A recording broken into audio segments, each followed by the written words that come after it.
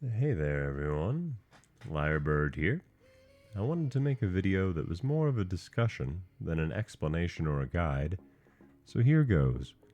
My favorite Dark and Darker creator, Your Boy Blinn, recently released a video about buff duration bonus, and he explains how to mix it with resourcefulness to improve your fighter build. You should watch it. I'm originally a Bard main, and bards used to be even more heavily rewarded for resourcefulness than they are today. Point is, I'm no stranger to rolling hard with this stat, but Blinn has pointed out something very important in his most recent videos. The buff duration bonus rolls and resourcefulness attribute I had been stacking on my bard were even more practical on the fighter. Firstly, the cooldown reduction bonus you get from resourcefulness is completely wasted on the bard, but fighter usually does take two different cooldown skills.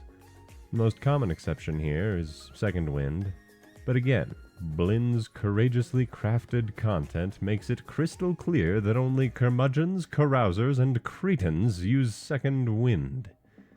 I admit to no such wrongdoing and will defend my actions in court.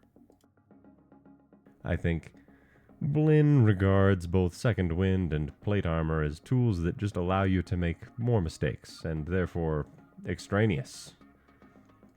I don't think he's necessarily wrong. In fact, I mostly agree. But I would point out that Plate stacks projectile resistance right on top of physical damage reduction, making you essentially immune to arrows. The only cost is movement speed, which sounds like a terrible price to pay, but now we're back to buff duration bonus and resourcefulness.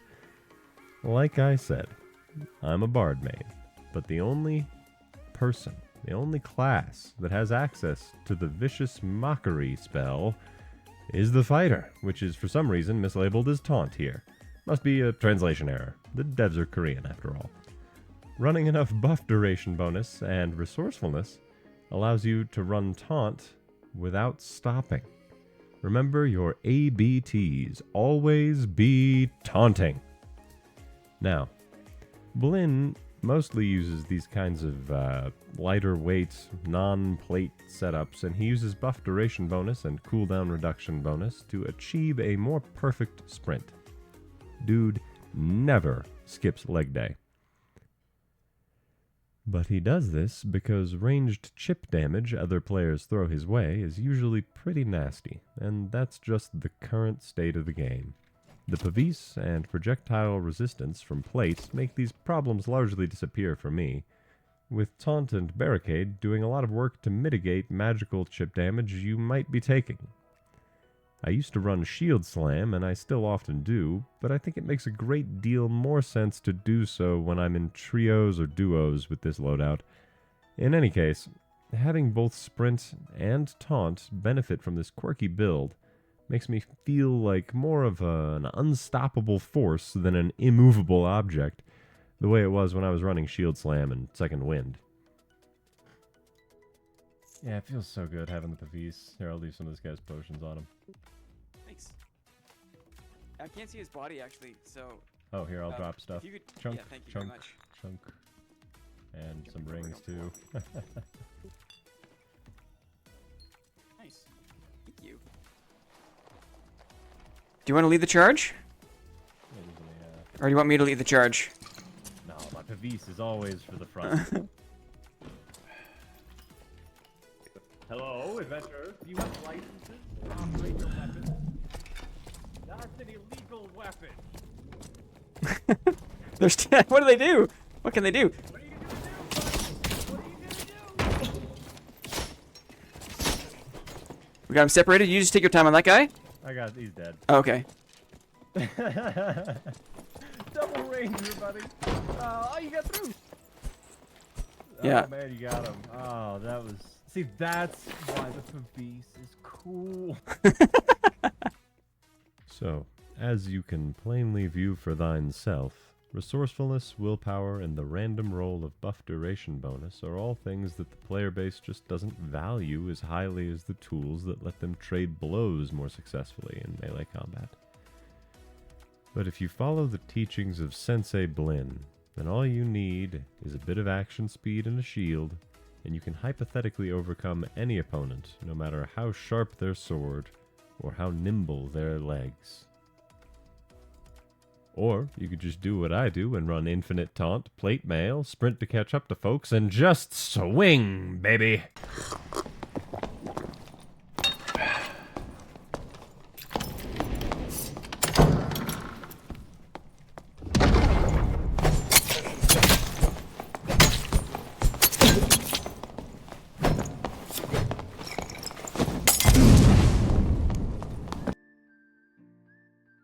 Okay, but realsies, I probably should have tried to block a little bit there.